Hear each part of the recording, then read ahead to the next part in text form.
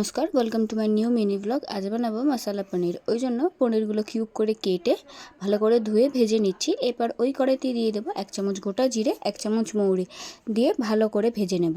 নিয়ে এর মধ্যে দিয়ে দেবো কুচানো লঙ্কা ও কুচিয়ে রাখা আদা দিয়ে ভালো করে 10 থেকে 15 সেকেন্ড মতন ভেজে নেব। আদা ও কাঁচা লঙ্কাটা ভালো করে ভাজা হয়ে গেলে কালারের জন্য এর মধ্যে দিয়ে দেবো 1/2 চা চামচ কাশ্মীরি লঙ্কা গুঁড়ো, 1/2 চামচ হলুদ গুঁড়ো ও 1/2 চামচ ধনের গুঁড়ো দিয়ে ভালো করে মিশিয়ে নিয়ে এর মধ্যে কুচিয়ে রাখা টমেটোটা দিয়ে দেব।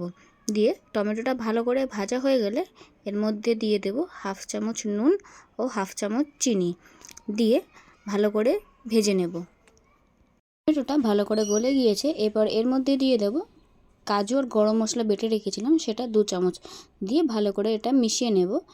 এরপর এর মধ্যে দিয়ে দেব ফেটিয়ে রাখা টক দই 2 চামচ দিয়ে মশলাটার সাথে ভালো করে মিশিয়ে নিয়ে তেল ছাড়া পর্যন্ত এটা কষিয়ে নেব। মশলা থেকে তেল ছেড়ে দিয়েছে। আমি এই মশলার মধ্যে 1 কাপ পরিমাণ জল অ্যাড করেছি। দিয়ে ভালো করে মিশিয়ে নিয়ে ভেজে রাখা পনিরগুলো এই গ্রেভির মধ্যে দিয়ে কিছুটা সময় ফুটতে দিলেই তৈরি আজকের রেসিপি মশলা পনির। আমি এতে কী কী মশলা ব্যবহার করেছি সেটা আমার বড় ব্লগে আছে।